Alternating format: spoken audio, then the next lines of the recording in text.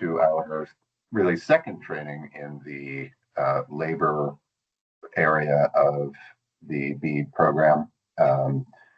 We had hosted a workshop earlier this year, and at the end of June, you can find the information about that on our website, including video and other presentations that were given at the time.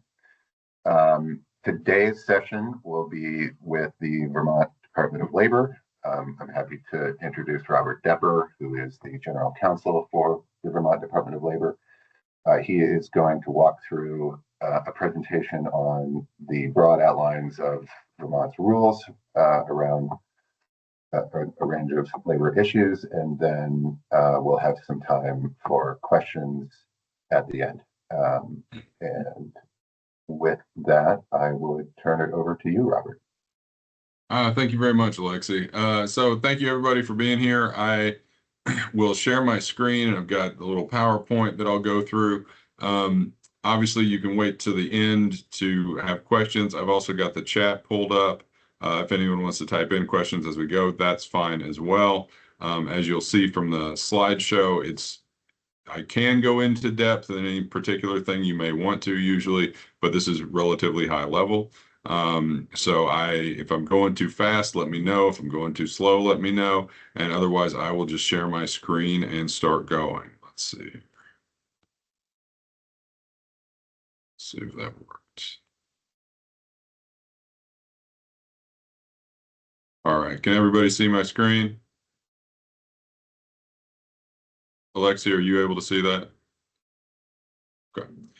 Yeah. So again, my name is Robert Depper. I'm the General Counsel of the Vermont Department of Labor. For those of you that don't know, General Counsel typically is a kind of a higher level attorney position, working in ideally executive counseling and doing things like this, trainings and public outreach. So today I'll be talking about a few things. The first thing we're going to talk about is the difference between an employee and an independent contractor as the laws in Vermont constructed, at least with regard to the areas that we will be talking about within the department. We'll be talking about unemployment insurance, workers' compensation, and then the wage and hour program. And we'll just go ahead and start with the employee versus independent contractor. So we get this a lot. There's a lot of confusion about what makes an employee versus an independent contractor. I know a lot, particularly in construction, there is an impulse, and it's an understandable impulse, that particularly with the sometimes itinerant nature of the employees, sometimes you have people that specialize in one thing and kind of bounce around to different sites. It's pretty understandable that there would be some confusion. Vermont has, as a general proposition, a fairly what I would call conservative construction of an employee versus an independent contractor. We use what we call the ABC test, and y'all may be familiar with this. So the default in Vermont is that if someone is working for you or working for a company, they are an employee, right? And which means you got to pay unemployment insurance on them, means you got to pay workers' compensation insurance on them. You've got to have a workers' compensation policy. It means you have to abide by minimum wage or prevailing wage, depending on the structure of your work. And in order for someone to be an independent contractor, they have to meet all the standards of, as I said, what we call the ABC test. So the first part is that an individual has been or will continue to be free from control or direction in the performance of any services under the contract of service. And it says, and in fact. So what that means is you can't exercise control over this. If person A is working for person B or company B, person A, they have to be able to do their own thing, right? And you can get into a lot of minutia about the fact patterns, but as a general proposition, you know, if they're showing up when they want to, doing the work that they want to, the way they want to do it with no control from their employer, then that would indicate in favor of an independent contractor. But understand all these different parts, the A, the B, and the C, they are an and, not an or. So they all have to be met. And as this A part of the test, we have as examples, an individual bids for the job, right, and is paid by the job, and the individual completes the job with no direction, supervision, or set hours. Now, part B, service is either outside the usual course of business, or outside the places of business of the enterprise for which the business is performed. So not only does this person show up when they want and work the way they want, but they're doing things that the business either doesn't do regularly, or is working outside of the business altogether, right? Um, so not working at the home office, working out and about, again, kind of implying the limited supervision or the no supervision that an independent contractor would imply. And as examples here, we have, again, individual does work does work that none of the other employees do, and for which that business does not advertise, right? And maybe the individual does all the work at their own facility. Like maybe you hire an independent contractor as a fabricator, right? They work when they want, they work at their own facility. That type of thing is what is envisioned by that. And then the last part of the test, the individual is customarily engaged in an independently established trade, occupation, profession, or business, right? Maybe they have employees of their own. Maybe they advertise their own business to the general public and they're registered with the Secretary of State. That's a real big one. And the Supreme Court, the Vermont Supreme Court has said in as many words, if an individual is employed and they have their own LLC for whatever kind of work they're doing, well, that meets the test of an independent contractor, right? So the entire thrust of this, and that's not to say that the Supreme Court couldn't change their mind given the right fact pattern, but the thrust of it is someone that you're hiring to do a job that you don't do. You're not going to supervise how they do it, tell them when to show up, and they're, not necessarily bound to the job site. And we'll talk about this a little bit more later and how it impacts various divisions that we're talking about today. As I understand it, we're not talking about the occupational safety and health today, because that module is separate, and I understand that many of you have already seen that. If you have any questions about that, I'm happy to answer them, but that's not the focus today.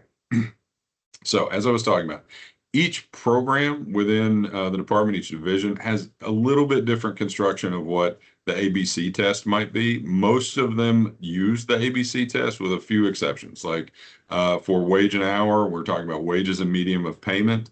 That is an ABC test, right? Minimum wage, a little bit different. Any individual employed or permitted to work by an employer, right? And so you can really go down a rabbit hole with minimum wage. But that permitted to work language is a little bit broader than what you would think of even with the ABC test, right? Because not only are they employees, but maybe they're just permitted to work by you, right? So for purposes of minimum wage, that would be a broader construction. And what I mean by broader means more people might be sucked into that would be entitled to minimum wage, and that the wage and hour program would enforce.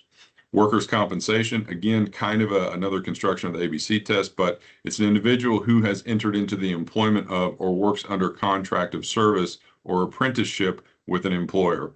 And again, there are exceptions to all these things, but in workers' compensation, again, even under a contract of service, even if they are a fully independent contractor, workers' compensation is something you need to evaluate. You need to talk to your attorneys about, excuse me, you talk to your attorneys about, or your accountants about, to decide whether or not in that situation, even with an independent contractor, do you need to carry workers' compensation coverage on it? And then finally, unemployment insurance, what we refer to as UI, is really the classic construction of the ABC test, right? And that's where I see problems with employers most frequently is, when they get in trouble for not filing a quarterly report, or someone files for, usually when we find out someone files for unemployment, we go back and look and say, well, they say I was employed at, AAA Vermont Construction, and we go back to AAA Vermont Construction and say, why isn't this person listed on your quarterly report? They say, well, they're an independent contractor. Well, and then we have to go through that classic ABC test construction. And I can't tell you how many times employers have been caught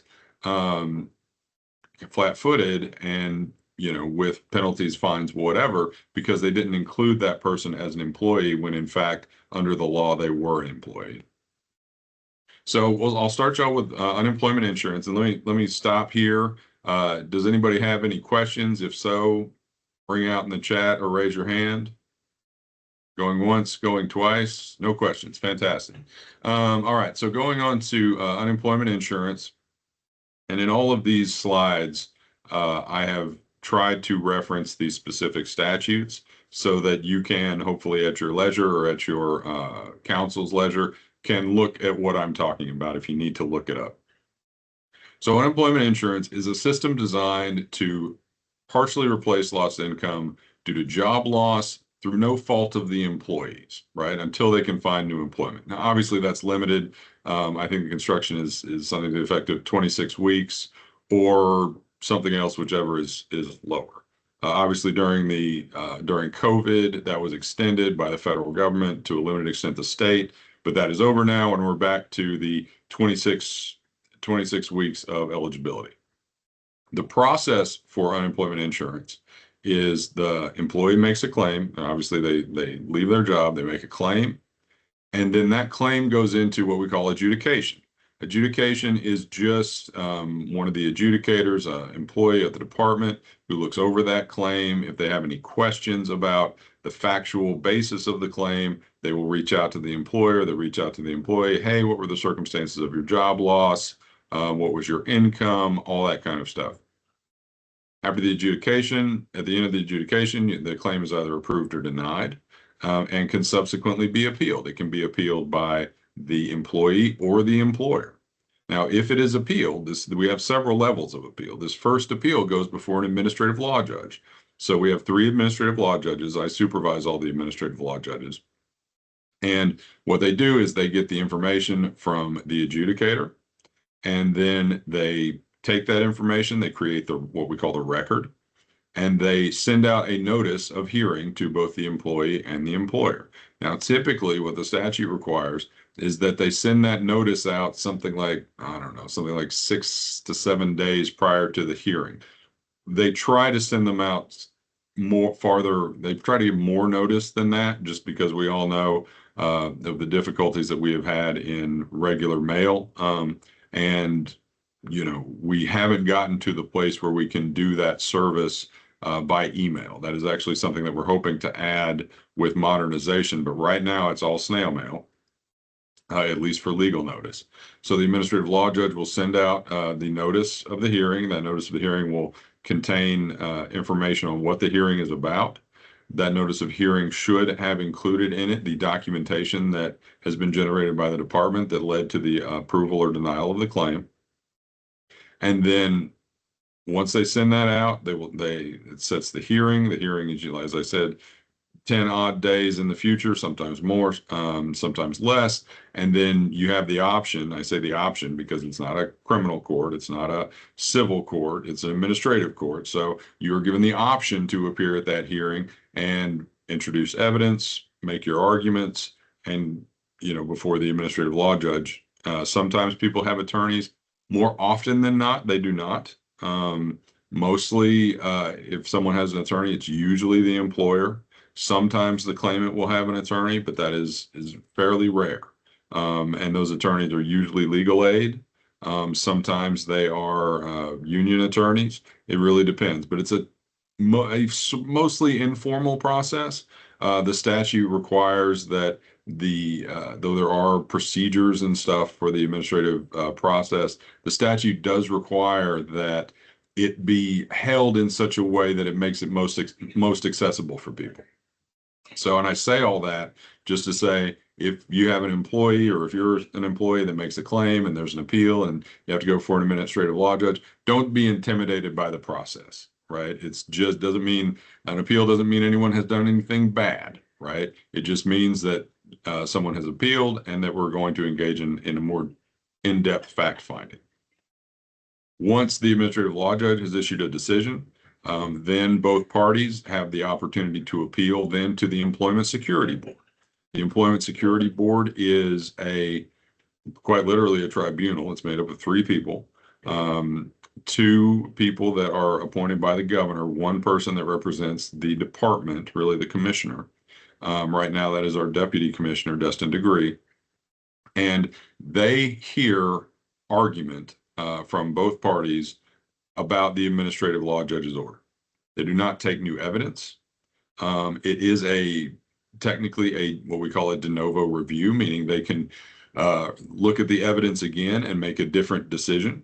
But you can't introduce evidence at that stage. The evidence is all introduced at the administrative law judge level. So after the administrative law judge, the record is what we call closed, and then the Employment Security Board only can review the record and hear argument from the parties and make their decision based on that. If someone is displeased or doesn't agree with the Employment Security Board, they can then appeal to the Vermont Supreme Court. Now, the Vermont Supreme Court, any appellate court, I encourage people, if you get into a situation where you want to appeal to the Vermont Supreme Court, I strongly encourage people to hire counsel because, real appellate process in the circuit courts and before the Supreme Court is highly technical. I can't tell you how many attorneys I've been practicing 17 years now. I began my practice in Arkansas. I've practiced in Missouri. Obviously, I've practiced here. I'm licensed overseas. I can't tell you how many attorneys I have seen get hung up in some ticky-tacky appellate process that just shuts down their entire appeal. So it is a technical thing to do, like even down to this is how big the font should be, this is how many pages you should provide. And so I strongly encourage you, if you get to that point, to hire counsel to do that. Now, if and after the Vermont Supreme Court announces their decision, that's really the end of the road, right? You win, you lose. Sometimes you get a remand, meaning they send it back to one of the lower courts to make a decision on something. But that is the global process of how unemployment insurance is determined here in Vermont. Now, in UI, obviously the employers have specific obligations, right? You have to report your payroll and your employees quarterly. There are penalties for failure. You have to pay your UI taxes based on your experience rating, and those taxes go into the UI trust, right? So it's not like your taxes just go into a black hole. They go into a trust fund that is the entire money, theoretically, for unemployment benefits to be paid out. You have to inform your employees about the program, and you have to cooperate with the department when the department is investigating or adjudicating the claim, and you need to provide documentation. I really want to emphasize this point because 9 times out of 10, when I get called by the Unemployment Insurance Division, it is because an employer doesn't want to give us documentation for whatever reason. Now, unemployment insurance information is confidential. There are exceptions to that. And the exceptions are usually, well, there's a lawsuit and a judge has to issue an order, or the person that is the claimant gets to see the documentation that bears upon their claim, right? And we take a pretty narrow view of that in as much as,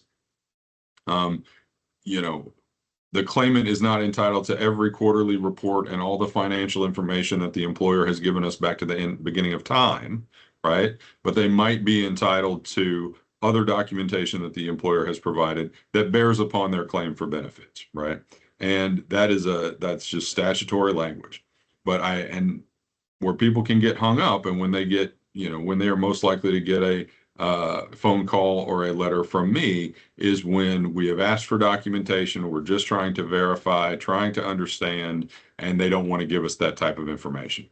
I've never understood why, really, at the end of the day, why employers wouldn't give the information, mainly because if you don't provide the information in a timely fashion, the department does have other remedies, up to and including subpoena, up to and including contempt, and all these things that, as a practical matter, I've owned my own business before. So as a practical matter, really just increase the cost of doing business. And, obviously you have to make those decisions for yourself in consultation with counsel, but that is where I see people get hung up most frequently, or at least employers. Standards for unemployment insurance. So job loss, right? there are some job losses that make someone eligible. There are some job losses that make someone ineligible for unemployment insurance, right? So if you say termination, not voluntary quit. So if you voluntarily quit under UI law, you are not entitled to benefits, but there are some exceptions, right? When you are terminated, that is generally when you are entitled to unemployment insurance benefit, unless you engaged in some sort of misconduct. I say misconduct or gross misconduct. The statute doesn't define it really as such, but there are different ineligibility times, right? It's not usually a complete bar, though sometimes it is. Usually there is an amount of time, a week to 6 weeks or longer, based on the circumstances of the termination, if it's not a voluntary quit. And as you can see here, misconduct is substantial disregard of the employer's interest, either willfully or either willful or culpably negligent. Meaning, and this is why I say clear employer policy on the issue is usually central to the analysis.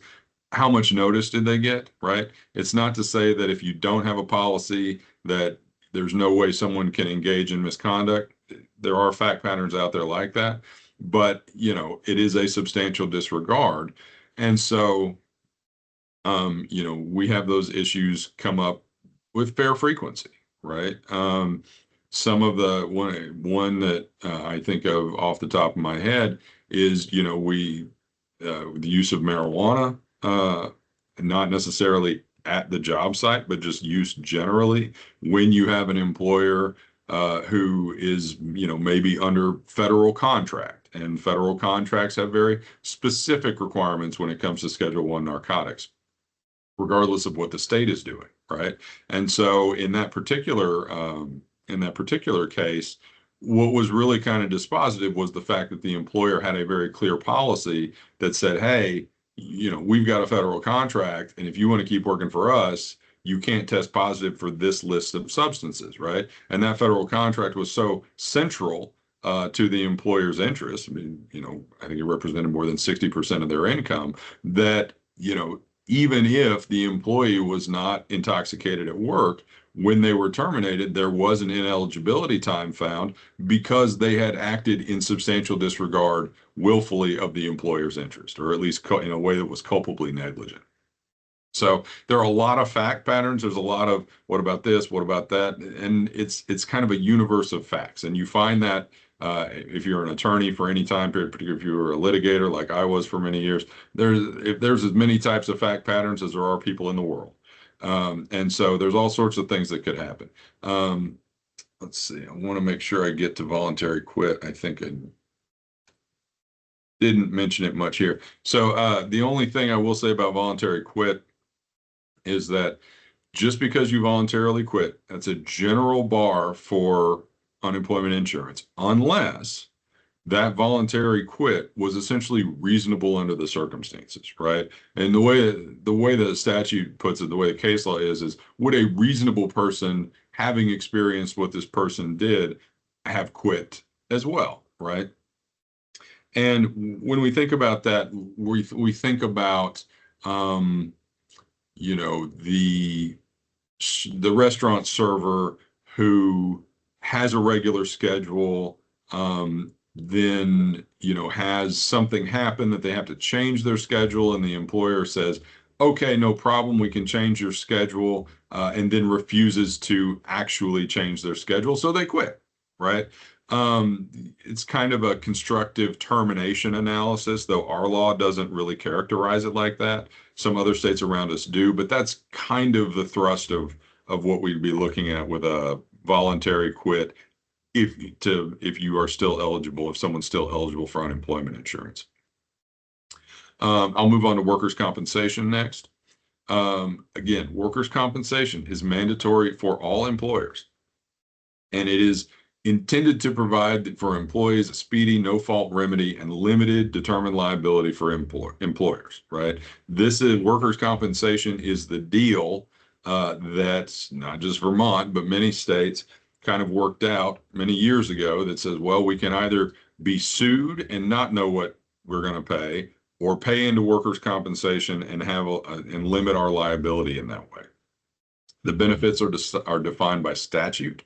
So injured workers may be entitled to one of a number of different types of benefits.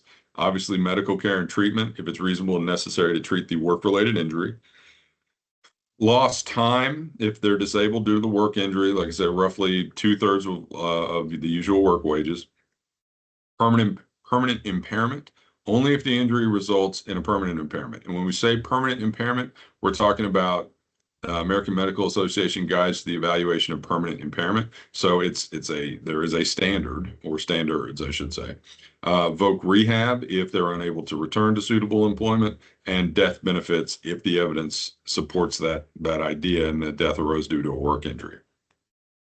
Now, a work injury as defined in the statute is an injury that arises out of and in the course of employment.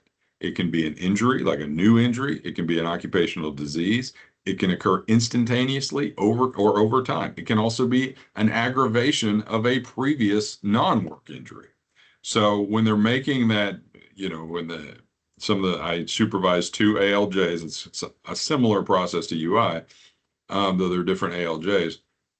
When they are making that determination, they're not only looking for, did a new injury occur on the job, right? I have seen cases where someone, let's say had, a previous non-work injury from years ago, but the nature of their work aggravated that injury and caused them issues going forward. And they do engage in the calculation of, okay, what part of this is the work-related part? Is it 40%? Is it 30%? And then you get into these, expert testimony, different doctors or specialists saying, well, I think it's this and I think it's that. And then you have to make that determination. But the key is that the injury is work-related. When you start talking about the obligations and rights, the employer has the obligation to maintain workers' compensation insurance. And I have to emphasize this because I have seen it happen again and again and again, that employers say, oh, I didn't know I had to do that. Or, well, I have insurance and my company and my insurer told me that they would cover it, but didn't. And that can get complicated for employers. So because that's, when we start issuing, because I've got, several of them on my desk right now, to review, and 9 times out of 10, what I see is an unintentional, not insured situation. So it is very, very important to clarify with your insurers that you do in fact have workers' compensation, that it is for Vermont, and if you can, get documentation to that effect, because if you are covered, they shouldn't have a problem providing you the documentation, and that will save you, I promise, that will save you tons of headache. Not to say heartache, when the department comes calling. The employers also have the obligation to make a first report of injury, cooperate with VDOL. And again, this is the same thing with UI. Please, please, please, if we are asking for documentation, please give us the documentation. If you need to get an attorney, counsel, talk to them, please do. The department cannot give legal advice. I get onto my clients all the time. I get onto my attorneys all the time. Do not give legal advice. And the reason for that is very simple.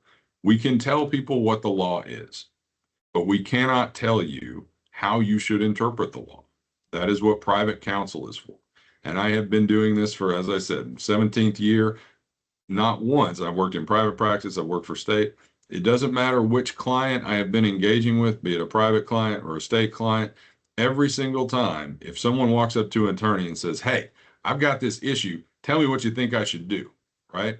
If that attorney, they're never telling the attorney every fact that they need. They're telling them what they want to hear, right? They're giving them enough facts to give them what they think they want. The only exception to that is when you're paying your own attorney and you have a vested interest in giving them all the information, and they can ask the questions that need to be asked in confidence, right?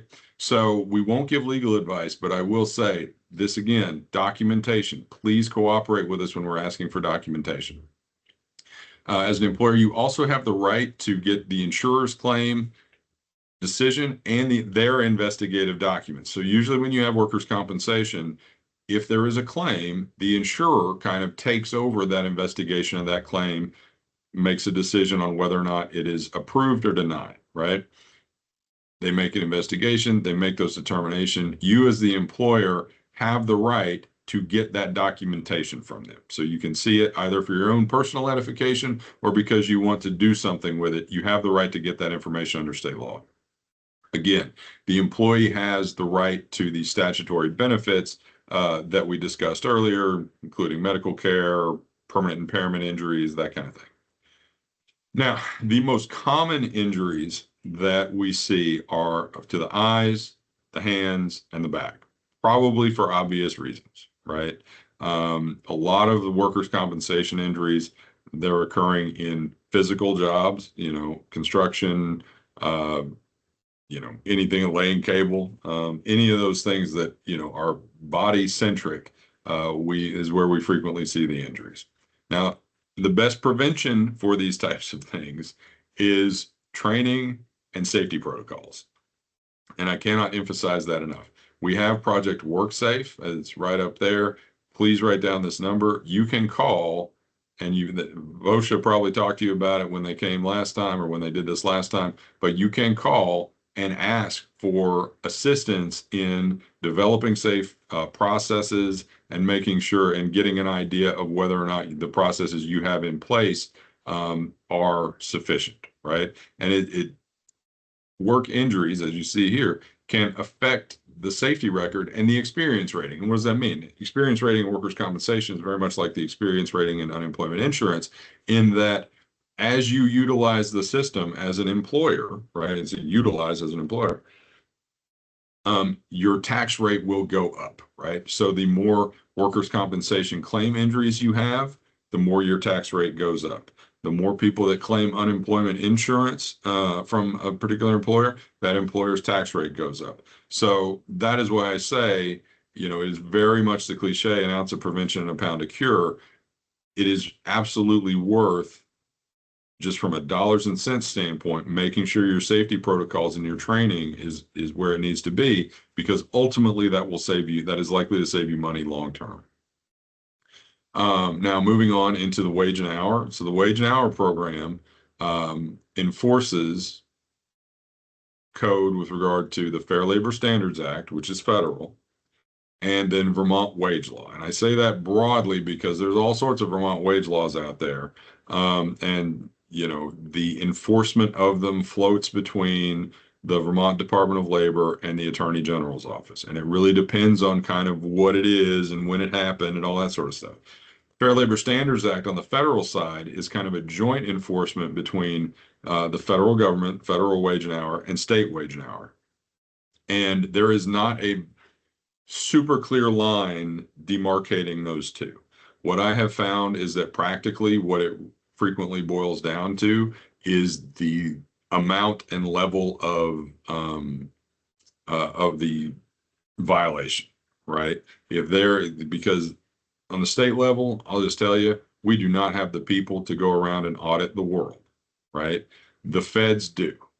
So sometimes you will have employers that, if we have 30, 40 people that are all complaining to